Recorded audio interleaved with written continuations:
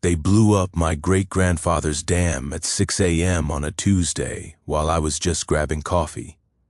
By the time I screeched into the driveway, 100 years of hand-cut limestone lay in smoking ruins. And there stood HOA President Dexter Hawthorne, grinning like he'd won the lottery, brushing dust off his stupid polo shirt. "Free demolition," he smirked. "Your little swamp was killing our property values." What this idiot didn't realize, that swamp had held back floodwater for the entire neighborhood since 1924. He just pulled the plug on a ticking time bomb with spring snowmelt only 6 weeks away. The sharp stink of explosives still hung in the air as Dexter snapped victory selfies, completely oblivious that he'd turned his 800K McMansion into future lakefront property. Old Testament style. What would you do if someone destroyed your family's legacy, then posted smug selfies about it? Drop your worst HOA horror story in the comments. This one's about to go full biblical. My name's Ezra Blackwood, and I'm a hydraulic engineer who thought inheriting 12 acres in Colorado would be the fresh start I needed after my divorce went nuclear. What I got instead was a front row seat to small-town corruption that would make a Chicago alderman blush. The property sits upstream from Millbrook Estates, one of those cookie-cutter developments where every McMansion looks like it was squeezed from the same beige tube. My great-grandfather, Samuel Blackwood, built our stone dam back in 1924 during the Depression when men knew how to work with their hands and didn't need environmental impact studies to move a rock. That dam created a 3-acre pond that's been the heart of our land for a century. Morning mist rises off the water like ghosts, and you can hear the gentle tumble of water over hand-cut limestone, worn smooth as river stones. The smell of wet earth and cattails hits you at dawn. Pure, rocky mountain peace, mixed with the metallic taste of thin mountain air. I'd moved back to start a sustainable aquaculture business, raising trout and growing organic vegetables using the pond's natural irrigation. Simple plan. Heal from my marriage disaster while honoring my grandfather's legacy and maybe making enough money to forget my ex-wife ever existed. Funny thing about fresh starts, they have a way of attracting fresh disasters. Enter Dexter Hawthorne. Picture a guy who drives a BMW X7 but calls it a Beamer, like he's still trying to impress high school girls. 52 years old, real estate developer, HOA president for 8 consecutive years. The kind of man who wears pressed khakis to neighborhood barbecues and thinks rustic charm translates to property value cancer. Dexter had big plans for Millbrook Estates, transforming our quiet valley into some upscale resort community with golf courses and spa facilities. My hillbilly fish pond, as he so eloquently put it, didn't fit his vision of manicured perfection, where every blade of grass knew its place and stayed there. The attack came via certified letter on a Thursday morning, thick as a phone book and twice as threatening. Notice of unpaid assessments and immediate compliance demand. According to Dexter's legal dream team, I owed $12,000 in back HOA fees for community water management services. Services I'd never requested, never received, never agreed to pay for. Oh, and my dam. That was an unauthorized structure violating community standards. Remove it within 30 days or face $500 daily fines. 12 grand in fabricated fees plus $500 a day until I destroyed my family's century-old engineering for a dam that had been protecting their neighborhood since Warren G. Harding was president. I called Dexter directly thinking we could handle this like reasonable adults. "Listen," I said, "my family never joined your HOA. This property predates your community by 70 years. His laugh sounded like a garbage disposal grinding beer bottles. "Doesn't matter, Ezra. Water flows through our community, so you're using community resources. Pay what you owe, or tear down that eyesore." The morning coffee in my mouth turned bitter as his real motivation crystallized. "Your little swamp is dragging down everyone's property values," he continued. "We've got standards here. Maybe you should consider selling to someone who understands what civilization looks like." The crunch of gravel under his BMW's tires as he drove away told me everything I needed to know. This wasn't about fees, regulations, or community standards. This was about power, and Dexter wanted my land for his development schemes. I hired a lawyer that afternoon and discovered something beautiful. My grandfather had specifically refused HOA membership when it formed in 1954, and the original property boundaries were legally ambiguous. County records showed conflicting surveys. We had a solid case. But Dexter wasn't interested in playing by legal rules. Within a week, county inspectors started appearing like biblical locusts, citing anonymous complaints about everything from fence heights to mailbox colors to the alleged sound of my morning coffee grinder disturbing the peace. Safety inspections designed to harass me into submission and bankruptcy through legal fees. He just made one critical miscalculation. You don't pick a bureaucratic fight with someone who designs water systems for a living, especially when you live downstream from his dam. Dexter's first real power play came 3 weeks later when his golf buddy from the county showed up at my door with a clipboard and an attitude. "Rick Morrison, county building inspector," he announced, not bothering to make eye contact. "Got reports your dam's structurally unsound. Need to do an emergency assessment." I watched this clown spend 20 minutes poking at century-old stonework with a screwdriver like he was checking a used car's rust spots. The metallic ping of his tool against limestone echoed across the water while he scribbled notes, never measuring anything, never photographing the foundation, just occasionally grunting disapprovingly for show. His assessment arrived by courier the next morning. Immediate demolition required due to catastrophic structural failure risk. Here's where things got interesting. The report claimed my dam showed severe foundation erosion typical of 1960s concrete construction. I nearly choked on my coffee reading that line. My great-grandfather had built this beauty with hand-cut limestone blocks in 1924, 24 years before concrete was even used for residential dams in Colorado. Morrison had never actually examined my dam. He'd filed a completely fabricated report without setting foot on the actual structure. Time for some engineering education. I hired Matthews and Associates, the structural firm that had certified half the bridges in Colorado, for an independent assessment. Cost me $3,000 I didn't have, but their 40-page report was worth every penny. The lead engineer spent 6 hours crawling over every stone, measuring water flow, testing mortar joints with equipment that cost more than my truck. Dam exceeds current safety standards by 200%. Their summary read, "Original 1924 construction superior to modern requirements. Estimated lifespan, 500+ years with normal maintenance." 500 years. My great-grandfather had built something that would outlast the Roman Empire. Now, I remembered reading somewhere that when officials falsify emergency reports, they become personally liable for any damages their lies cause. Morrison had just painted a giant legal target on his back, and I had the ammunition to hit it. I filed a formal compla int with the State Engineering Board, complete with photographic evidence showing Morrison's inspection never touched the actual foundation. Then I sent copies to the county prosecutor, the local newspaper, and Morrison's own supervisor. The smell of fresh, printed evidence packets filled my kitchen as I prepared for bureaucratic war. Turns out most states let you demand a second opinion on any emergency demolition order. And if their first assessment was fraudulent, the county has to pay for your independent report plus damages, something they probably should have mentioned in civics class.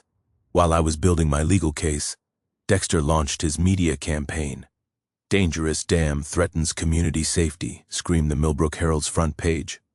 Anonymous neighbors expressed grave concerns about the aging structure that could collapse at any moment and flood dozens of homes.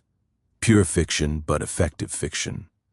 Dexter organized a concerned citizens petition drive, going door to door with professionally printed flyers showing stock photos of actual dam failures from other states. The sound of his leather shoes clicking on concrete sidewalks became the soundtrack of my daily harassment. "Would you want this ticking time bomb in your backyard?"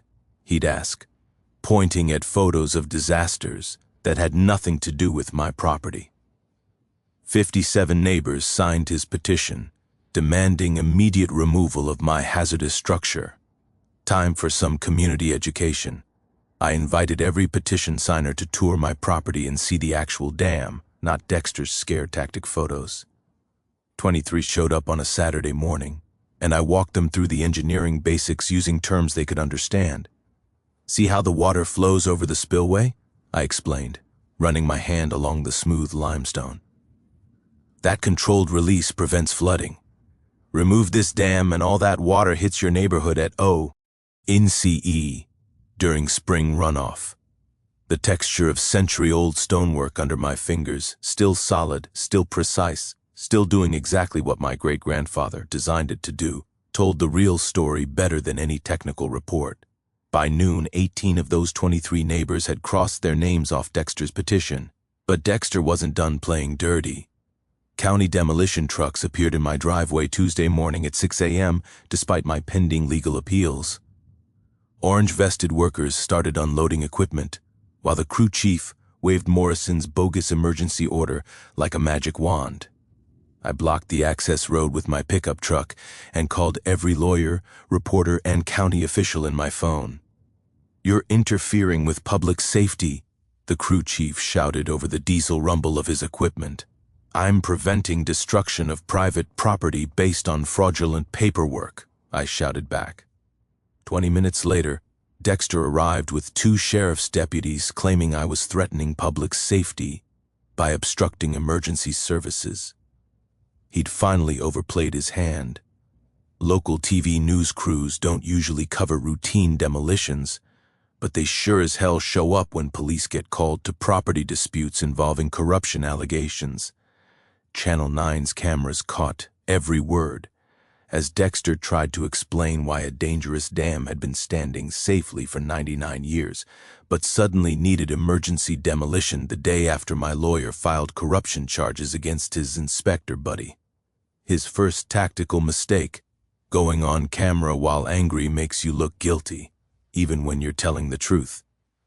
The news coverage had barely died down when Dexter pulled out his next trick: buying politicians. City Councilman Bradley Walsh, another golf buddy because apparently Dexter collected corrupt officials like some people collect stamps, suddenly developed passionate concerns about pre-1950 water retention on structures and their environmental impact on modern communities.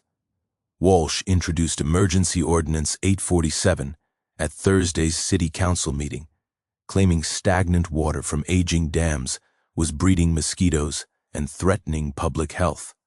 The ordinance specifically targeted water structures built before 1950, which meant exactly one thing in our county: my dam. I sat in the back of that stuffy municipal building, breathing recycled air that tasted like old coffee and broken dreams, watching Dexter's puppet show unfold with the kind of shameless coordination you'd expect from a community theater production. "We must prioritize community health over individual property rights," Walsh declared, reading from notes that probably came straight from Dexter's legal team. But here's where Dexter's arrogance bit him square in the ass. During the public comment period, I stood up and asked one beautifully simple question: "Councilman Walsh, can you name any other pre-1950 water retention structures in our jurisdiction that this ordinance would affect?" Dead silence. The man literally shuffled his papers for 30 seconds. You could hear every rustle echoing off the cheap acoustic tiles before mumbling something about comprehensive community planning. That's when I dropped the bomb I'd been preparing for 2 weeks. I'd spent my evenings digging through public records like a forensic accountant on a cocaine bender. Property deeds, development permits, corporate filings, following the money trail that led straight back to our HOA president's secret empire. "Council members," I said, pulling out a folder thick enough to choke a draft horse, "I'd like to present evidence that the primary beneficiary of this ordinance owns 47% of the upstream parcels through various LLCs. and has filed preliminary development plans for a $12 million resort community. The crackle of paper in that dead quiet room sounded like gunfire in a library. Here's the beautiful part. Dexter's development plan required removing my dam to build artificial golf course water features that he would control. He'd been lying about environmental concerns while planning to replace natural flood protection with decorative ponds for rich people to admire between martinis. You could literally watch the blood drain from Dexter's face as I read from his own development documents.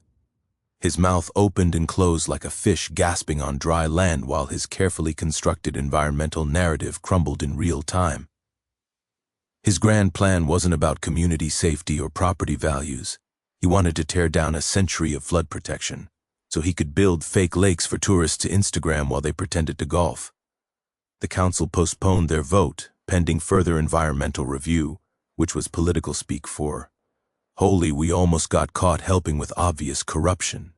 But Dexter was nothing if not persistent, like a tick that's found a particularly juicy vein. The next week brought a parade of bought and paid for experts claiming my stagnant pond was an ecological disaster waiting to happen. A water quality specialist who'd never set foot on my property testified that my dam was creating anaerobic dead zones that killed fish. This was particularly hilarious since my pond supported a thriving trout population I'd been documenting for months.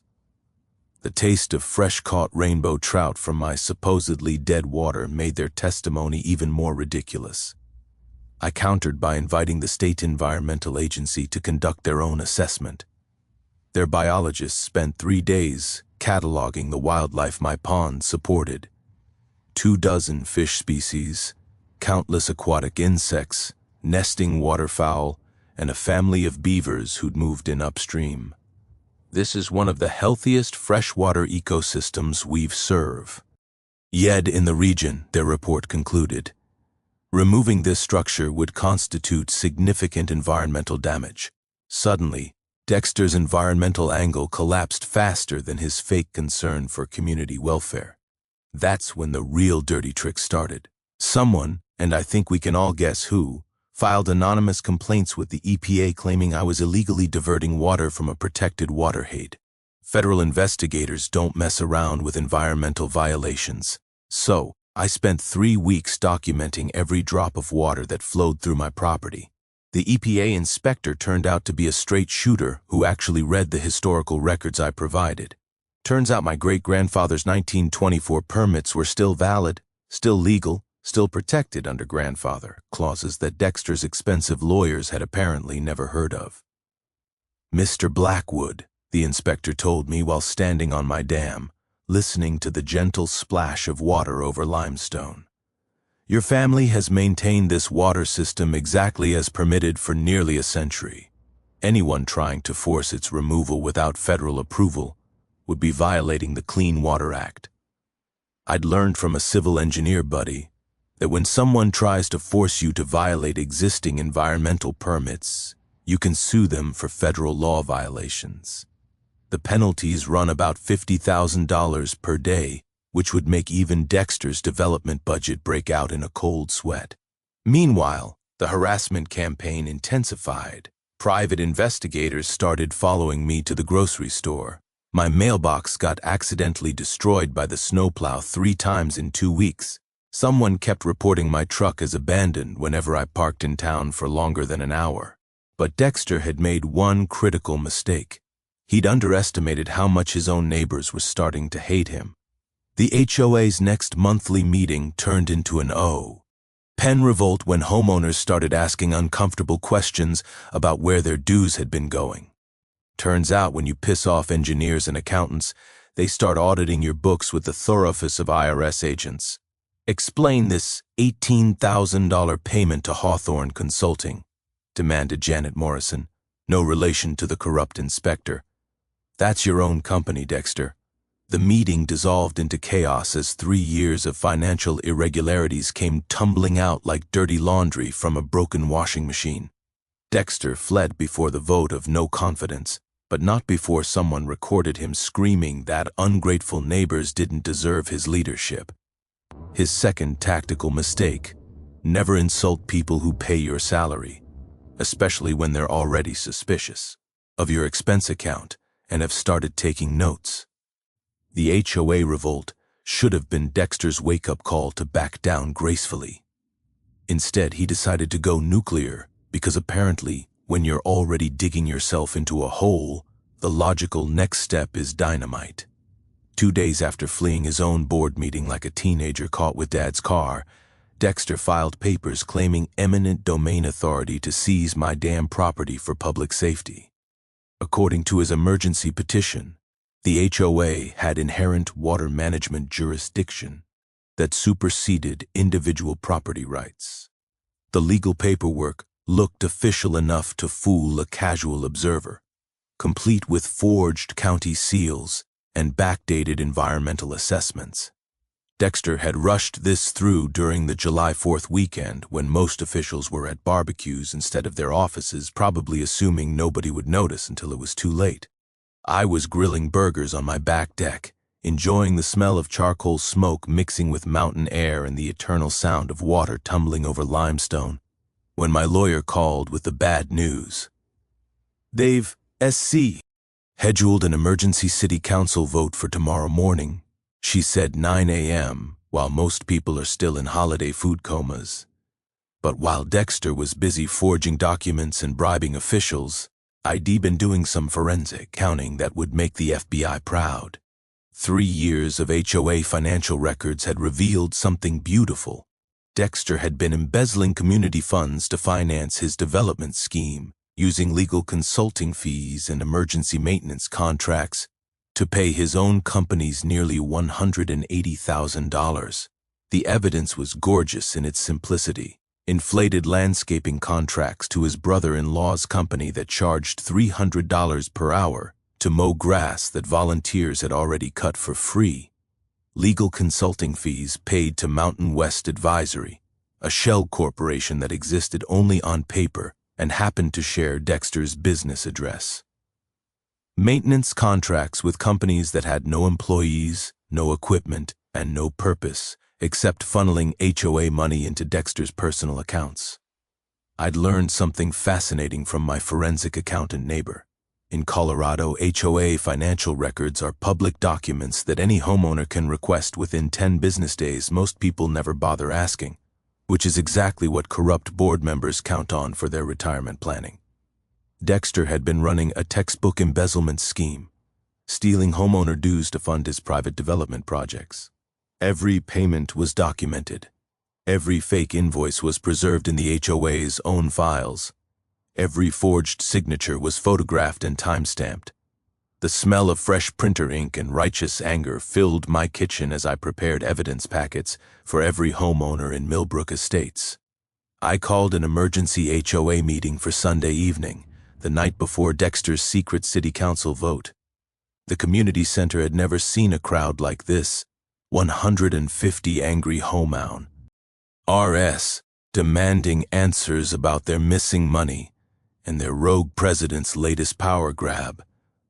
"Ladies and gentlemen," I said, standing at the front of that packed room while the taste of impending justice filled my mouth, "I have 3 years of financial records showing exactly where your HOA dues have been going." The sound of rustling paper filled the silence as people opened their evidence packets. You could literally watch the realization dawn on their faces. Their community fund hadn't been funding community improvements. It had been funding Dexter's personal real estate empire. "This $15,000 payment to Hawthorne Landscaping," I continued, pointing to a highlighted invoice. "That's Dexter's brother-in-law's company. They charged you $300 per hour to mow grass that volunteers had already cut for free." Gasps turned to angry murmurs as the crowd discovered payment after payment to Dexter-connected companies.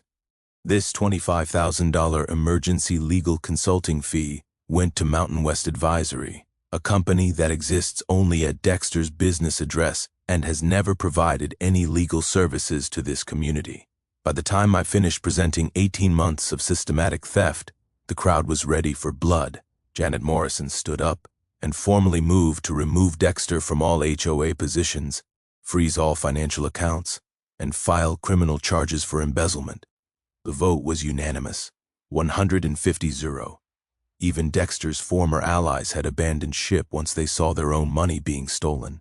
But Dexter wasn't done fighting dirty.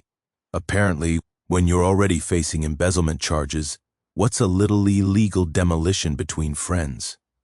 Monday morning's city council meeting turned into a three-ring circus when Dexter arrived with his lawyer, claiming the HOA vote was illegitimate and demanding the eminent domain seizure proceed as planned.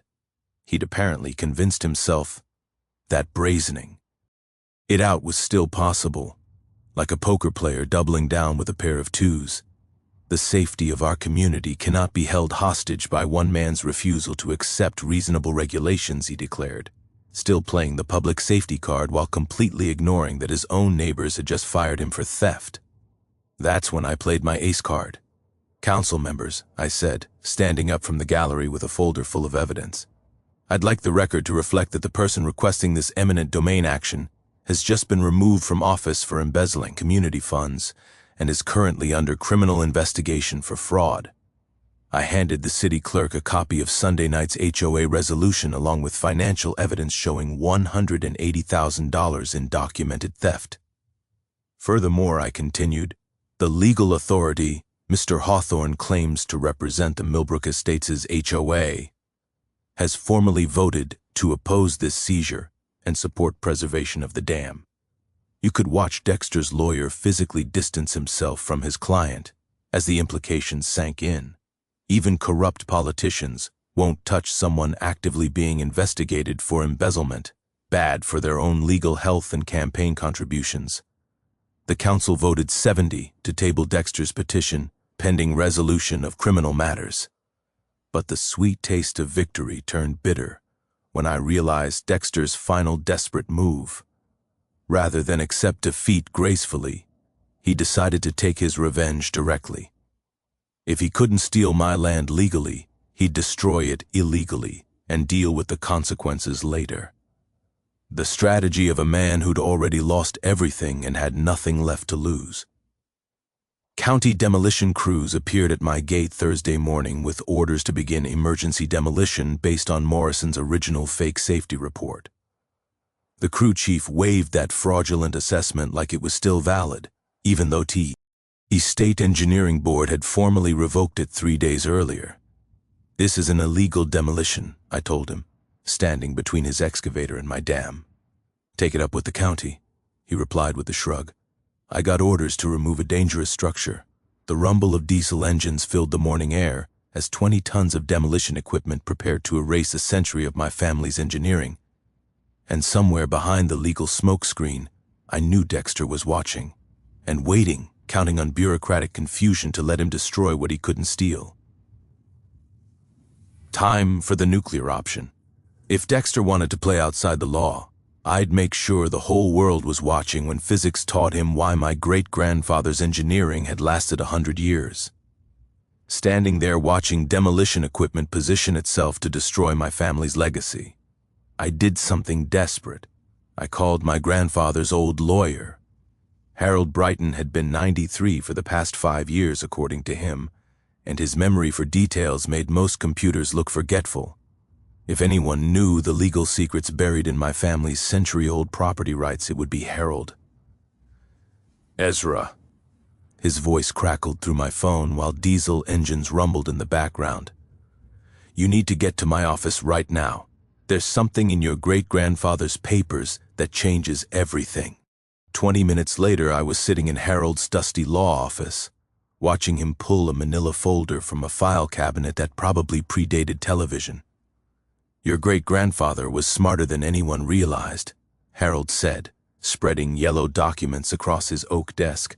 Look at this, and the document was dated 1953, a legal agreement between Samuel Blackwood and the newly formed Millbrook County Water District.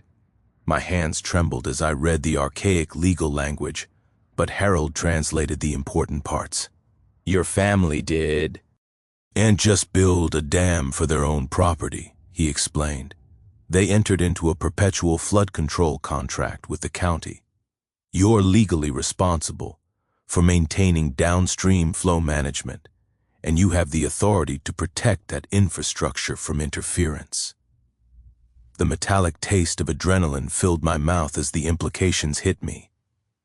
Wait, I said, you're telling me that removing my dam would violate a legally binding flood control contract? Harold's grin reminded me why he'd never lost a property rights case in 60 years of practice. Better than that, son. If anyone forces you to breach this contract and flooding occurs, they're liable for every penny of damage plus federal penalties for interfering with authorized flood control infrastructure. I stared at the 1953 agreement, understanding dawning like sunrise after a long night. My great-grandfather hadn't just built a dam to create a pond. He'd engineered a flood control system and gotten the county to legally recognize his family as responsible for protecting everyone downstream. Harold, I said slowly, what happens if someone destroys authorized flood control infrastructure right before spring snowmelt season? His laugh sounded like autumn leaves rustling. Well, that would be criminally negligent destruction of public safety infrastructure, federal charges, personal liability, and enough legal exposure to bankrupt a small country. The sound of heavy machinery positioning outside my property took on a completely different meaning. Dexter wasn't just destroying my family's dam. He was about to commit a federal crime that would make him personally responsible for protecting every house in his neighborhood. I pulled out my phone and started recording. Harold, I need you to explain this flood control contract on camera because I think we're about to witness the most expensive mistake in Colorado. Oh, legal history.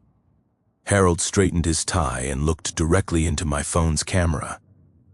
The 1953 Millbrook Flood Control Compact makes the Blackwood family responsible for maintaining water flow management for the entire downstream watershed. Any interference with this authorized infrastructure constitutes a federal violation of public safety protocols. Outside, I could hear the demolition crew setting charges. Furthermore, Harold continued, spring snowmelt season traditionally produces the highest water volumes of the year. Destroying flood control infrastructure during peak flood season would constitute gross negligence under both state and federal law. I checked the weather forecast on my phone. The National Weather Service was predicting the largest spring snowmelt in a decade, starting in less than 6 weeks. Colorado's snowpack was 140% above normal after a brutal winter, and the warming trend was accelerating. Harold, I said, pieces clicking into place. Dexter's neighborhood sits in the original floodplain, doesn't it? Son, without your family's dam, that entire development would flood annually. Has been flooding for thousands of years. That's why your great-grandfather built the dam in the first place. The crunch of boots on gravel announced the demolition foreman approaching my house. Through the window, I could see him checking his watch and signaling his crew. I had maybe 10 minutes before they started blasting. Harold, can you get an emergency injunction based on this flood control contract? Already calling the judge, he said, reaching for his ancient rotary phone. But son, even if we stop them today, they'll be back tomorrow with different paperwork. You need to make this public. Let everyone know what's really at stake. That's when the brilliant, terrible idea hit me. What if I didn't stop the demolition? What if I let Dexter destroy the dam, document Ted everything for legal liability, and then watched physics teach him why flood control engineering isn't optional? The smell of explosive charges being positioned outside mixed with the musty scent of old legal documents. As I made the hardest decision of my life, I could save my neighbors from flooding, or I could let them learn the hard way that some infrastructure exists for reasons bigger than property values and community aesthetics. Either way, Dexter had just made himself personally responsible for protecting every house downstream from his own stupidity. Harold's emergency injunction bought me 48 hours, but I knew Dexter would find a way around it. Time to get serious about documentation and disaster preparation. My first call went to Dr. Sarah Martinez at Colorado State's Hydrology Department. Professor Martinez, this is Ezra Blackwood. I need a favor that's going to sound insane, but I promise it's legitimate. Try me, she said. I need computer modeling for what happens when a century-old flood control dam gets destroyed 6 weeks before the biggest spring snowmelt in a decade. 3 hours later, I was driving to Fort Collins with a hard drive full of survey data, historical flow measurements, and current weather projections. Dr. Martinez's graduate students needed a real-world project for their flood modeling thesis, and I was about to give them the disaster scenario of a lifetime. This is fascinating, Dr. Martinez said, reviewing my great-grandfather's 1924 engineering notes. Your ancestor was using techniques that we didn't formally recognize until the 1970s. He basically invented modern watershed management by accident. Her students spent 2 weeks building computer simulations that would make Noah jealous. The results were terrifying and beautiful. Without my dam, spring snowmelt would turn Millbrook Estates into a temporary lake that covered 47 houses and lasted 3 to 4 weeks. Mr. Blackwood, Dr. Martinez said, showing me color-coded flood maps. This isn't just flooding, this is a relocation event. Some of these houses would be underwater for a month. I learned something valuable about disaster preparation. Universities love real-world projects, and graduate students work for pizza and academic credit. My $200 investment in computer modeling would have cost $50,000 from a private consulting firm. Next, I needed legal armor. My second call went to Rebecca Torres, an environmental lawyer who specialized in federal water rights violations.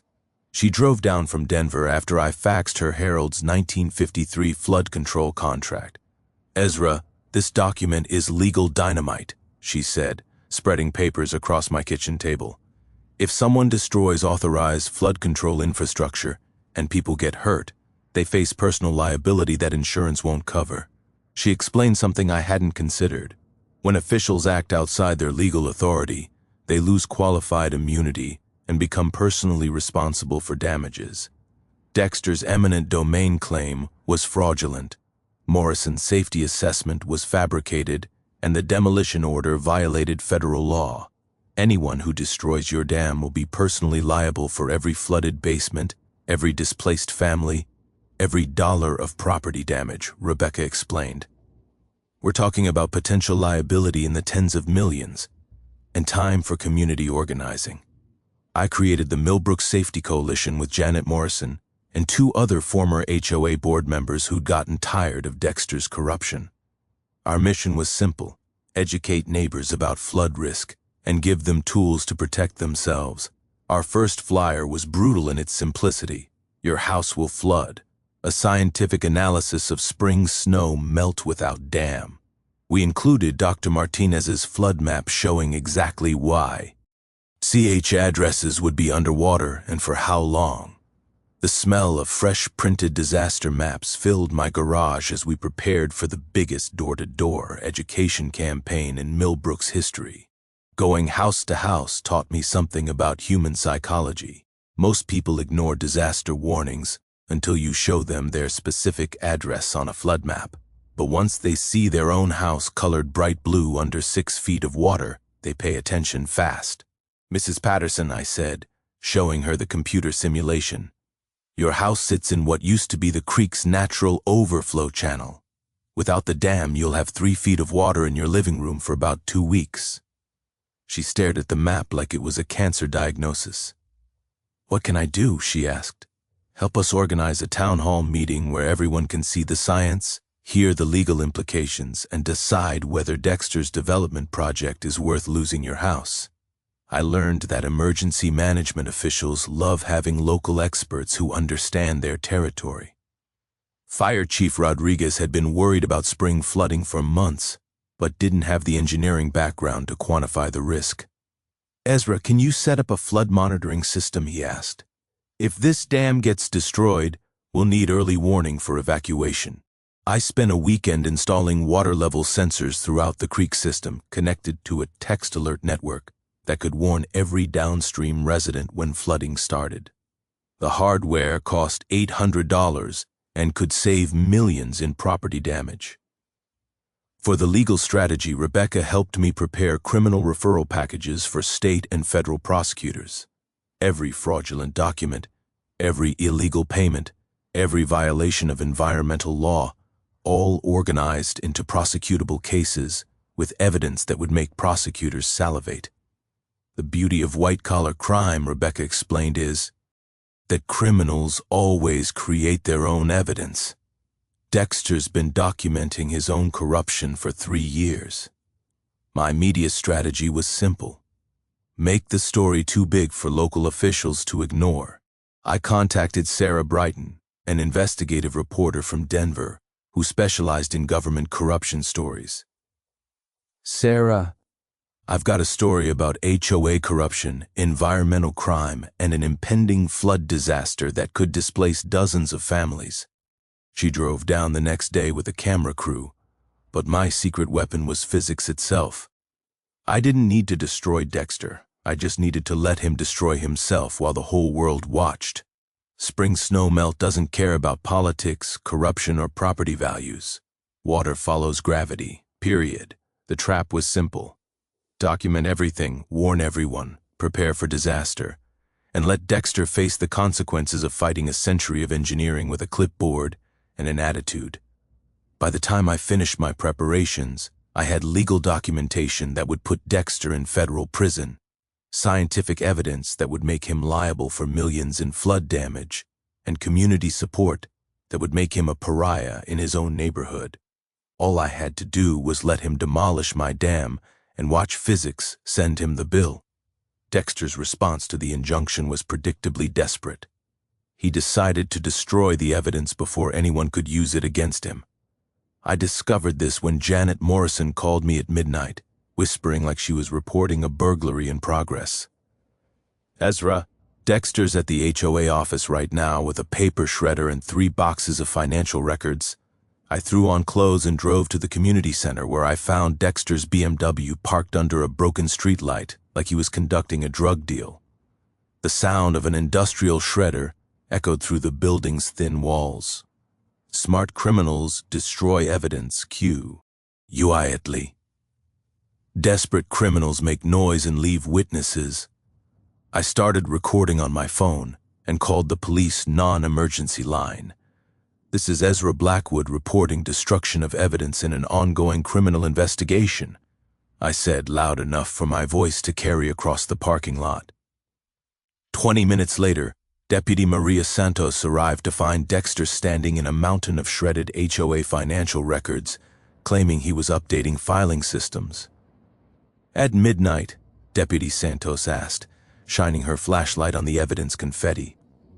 "Community business doesn't follow business hours," Dexter replied, sweat beading on his forehead despite the cool evening air.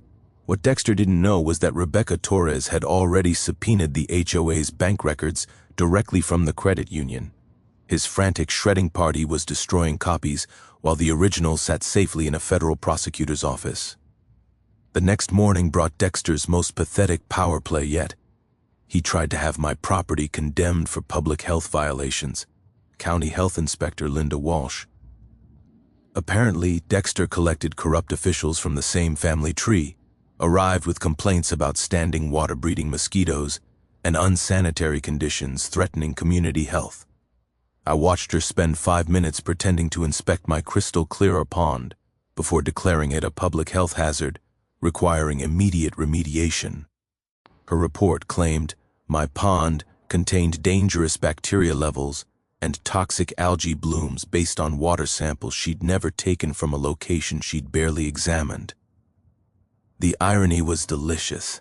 My pond was cleaner than most municipal water supplies, thanks to the natural filtration system my great-grandfather had engineered with limestone and native aquatic plants.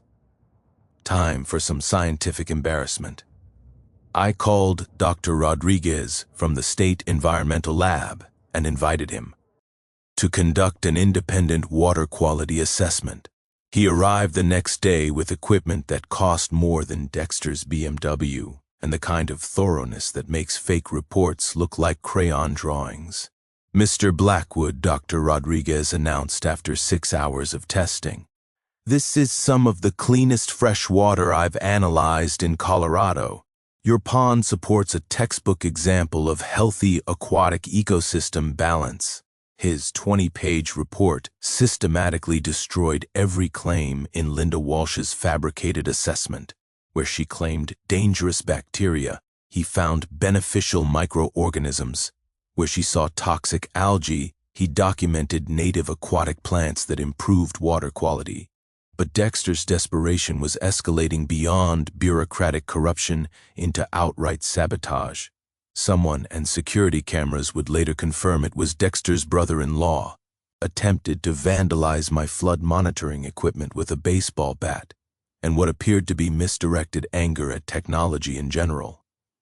The trail camera footage was comedy gold.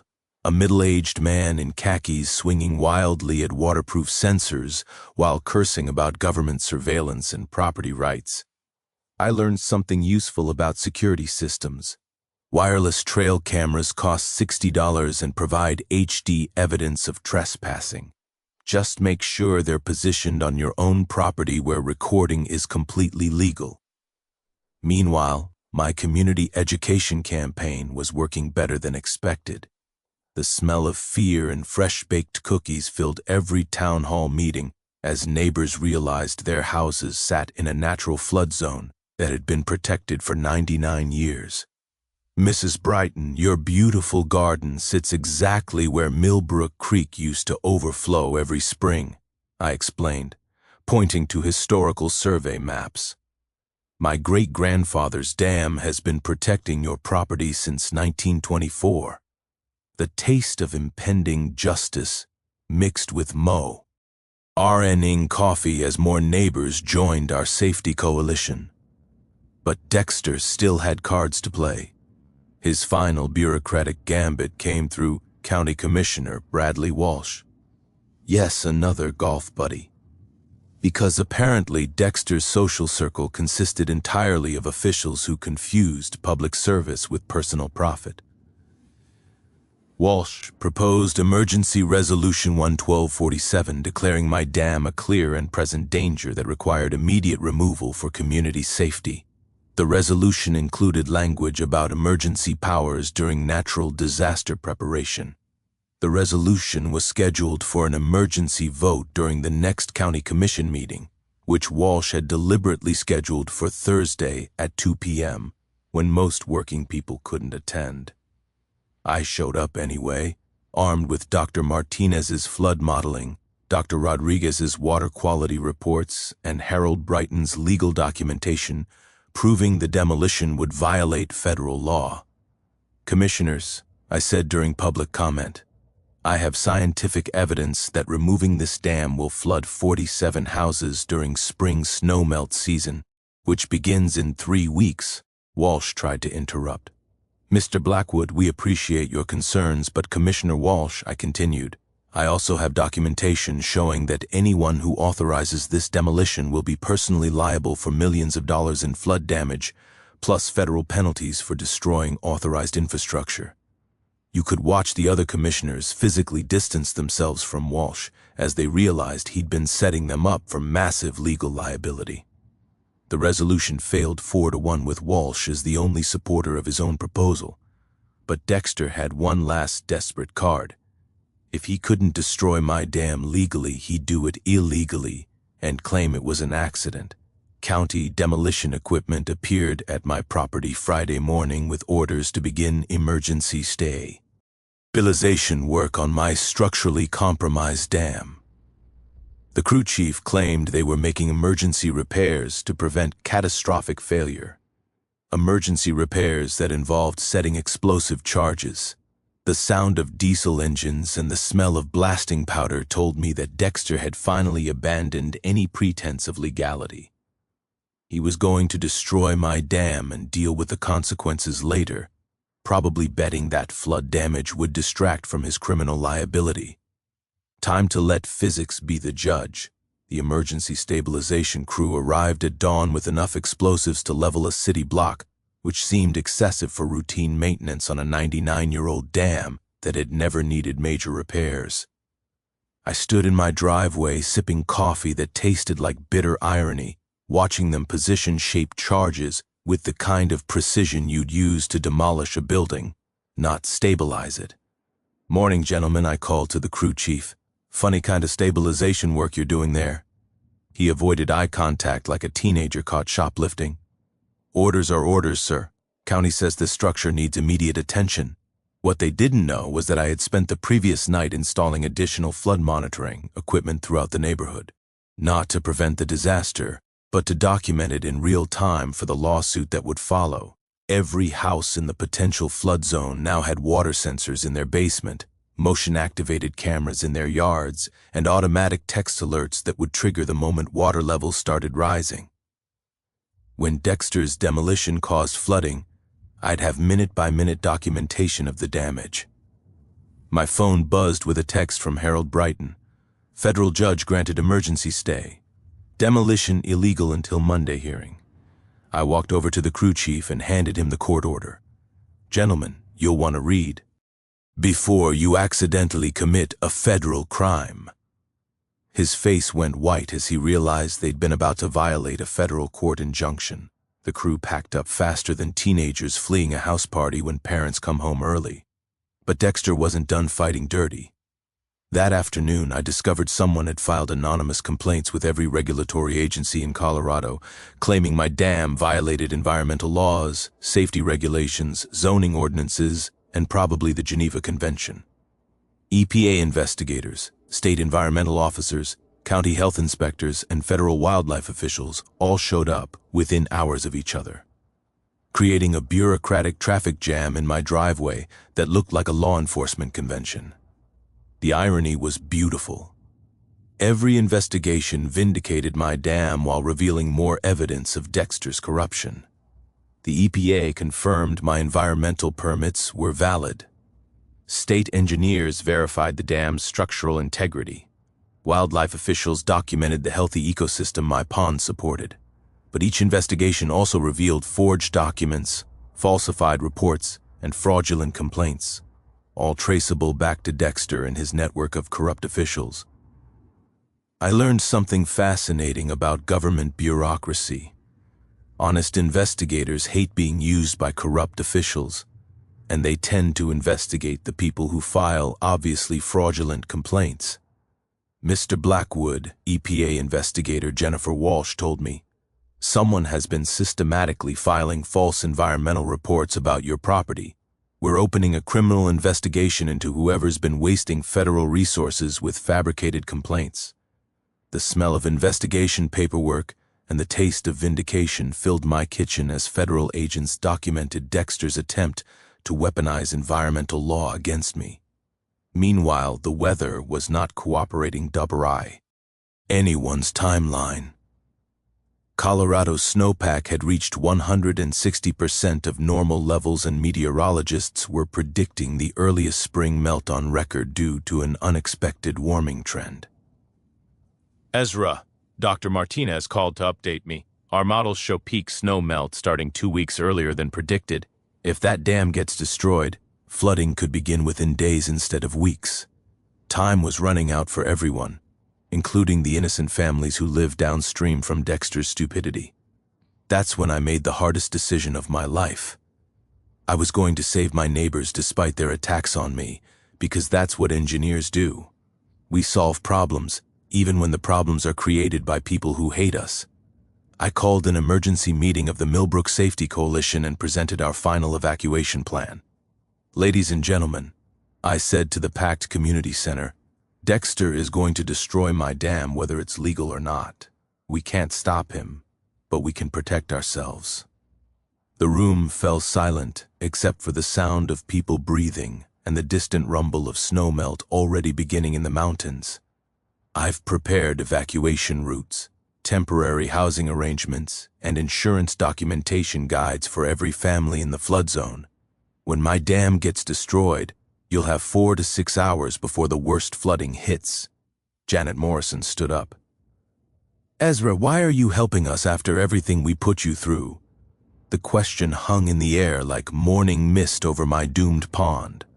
Because that's what my great-grandfather would have done, I said. He built that dam to protect this valley, not just our family. Some responsibilities are bigger than personal grudges. The taste of duty mixed with the metallic tang of approaching disaster as I distributed evacuation plans to families who'd spent months trying to destroy the only thing protecting them.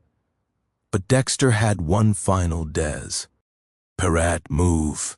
If he couldn't destroy my dam through legal channels, he'd make it look like an accident caused by natural structural failure.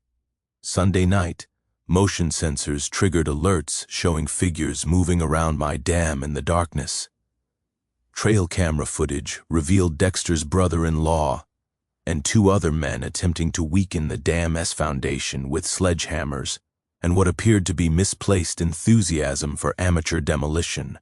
The sound of metal on stone echoed across the water as they tried to create natural weak points that would cause catastrophic failure during spring flooding. I called 911 and sheriff's deputies arrived to find three middle-aged men standing knee-deep in freezing creek water, holding sledgehammers and looking like they'd been caught robbing a bank. "Officers, we were just checking for structural damage," Dexter's brother-in-law explained, somehow managing to sound guilty even when telling the truth about what they were doing. The deputies arrested all three for criminal trespassing and vandalism, but the damage was done. They'd weakened critical support points just enough to ensure the dam would fail during peak snowmelt. Monday morning's court hearing became irrelevant when my structural engineer confirmed that weekend sabotage had created genuine safety concerns. The dam was now actually dangerous, not because of age or design flaws, but because of deliberate sabotage. "Your Honor," I told Federal Judge Patricia Morrison, "the defendants have created the very safety hazard they claim to be preventing. My dam is now genuinely unstable due to criminal sabotage." Judge Morrison's ruling was swift and brutal.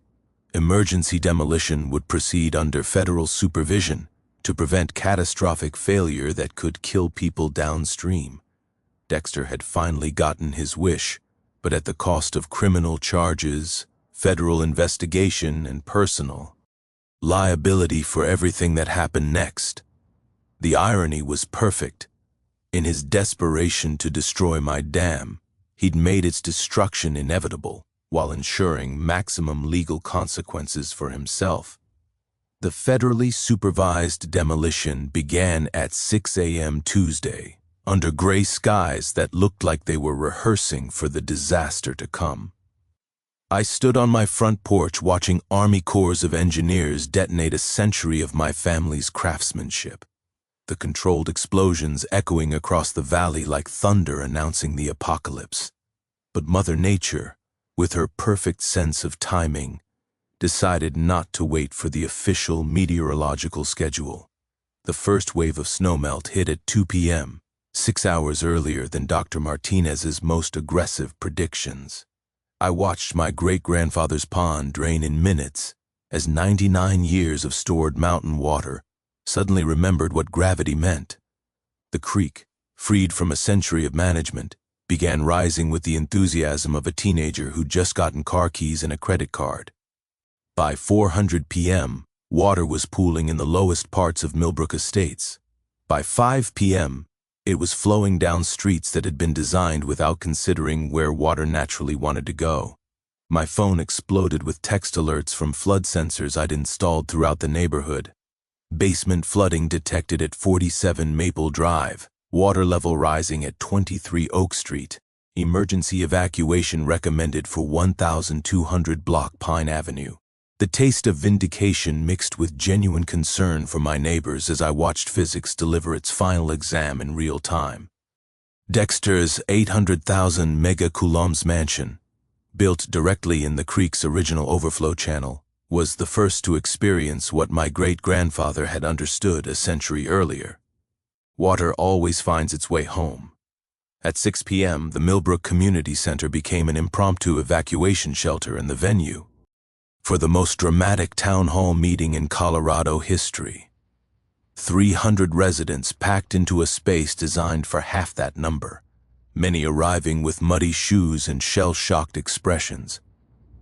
Local news crews had set up cameras to document what would become a textbook case study in how to destroy a community through stupidity and greed. I took the podium while rescue boats visible through the gymnasium windows provided a soundtrack of disaster response. "Friends and neighbors," I began. "6 months ago, your HOA president claimed my family's dam was a safety hazard that needed immediate removal. Tonight, 47% of your homes are flooding because that dam is no longer there to protect you." The room fell silent, except for the sound of rain beginning to fall because apparently Colorado's weather had developed a sense of dramatic timing. Sheriff Maria Santos approached the podium with an arrest warrant that had been personally signed by the federal judge overseeing our case. "Mr. Dexter Hawthorne," she announced, "you're under arrest for embezzlement, fraud, environmental crimes, and criminal negligence resulting in property damage." Dexter, who'd been hiding in the back of the room wearing a baseball cap like a failed disguise, tried to slip out the emergency exit, but 300 angry homeowners make an effective citizen's arrest when properly motivated. "Going somewhere, Dexter?" Janet Morrison blocked his path with the determination of someone whose basement was currently hosting an unplanned swimming party. The handcuffs clicked shut, while Channel 9's cameras captured every moment of his arrest during live coverage of the flood he'd caused. "Mr. Hawthorne," reporter Sarah Brighton asked, "do you have anything to say to the families whose homes are flooding because you destroyed their flood protection?" Dexter's response will probably be remembered in journalism textbooks. "This isn't my fault. Nobody could have predicted this." I held up my phone and played the recording of Dexter dismissing flood concerns as fear-mongering during his morning press conference 6 hours earlier. "Mr. Hawthorne, 3 different engineering reports warned you this flooding would happen. You chose to ignore science because it conflicted with your profit margins. Your ignorance doesn't qualify as a natural disaster." The crowd erupted in applause while Dexter was led away in handcuffs, his pressed khakis now muddy from wading through the same floodwater that was claiming his mansion. But the evening's justice wasn't finished. Federal prosecutor Janet Walsh, apparently not all the Walshes in Colorado were corrupt, arrived with criminal charges that read like a corruption enthusiast's greatest hits: embezzlement, fraud, bribery, environmental crimes, criminal negligence, and violation of federal flood control laws. "Ladies and gentlemen," she announced, "Mr. Hawthorne's criminal enterprise has been under federal investigation for 6 months. His destruction of authorized flood control infrastructure was the final evidence we needed for federal prosecution." State Attorney General Rebecca Martinez followed with civil charges that would make Dexter personally liable for every dollar of flood damage, an amount that insurance investigators were already estimating at over $8 million. Mr. Hawthorne will be financially responsible for repairing every flooded home, replacing every damaged possession, and compensating every displaced family, she announced while water continued rising outside. The crowd's cheers mixed with the sound of rescue boats and emergency sirens, creating Colorado's most expensive lesson in why you don't ignore engineers. As if the universe wanted to add punctuation to the evening's justice, County Inspector Rick Morrison arrived in handcuffs, arrested for filing fraudulent SAF. "Itty reports and accepting bribes. Turns out," Sheriff Santos announced, "when you fabricate government documents, the FBI takes that personally." The final touch came when Dr. Martinez presented the Army Corps of Engineers with plans for rebuilding my dam to modern federal flood control standards, funded by federal disaster relief grants and Dexter's personal bankruptcy settlement. "The new dam will protect this community for the next 500 years, she announced, assuming future HOA presidents remember that physics doesn't negotiate with property values.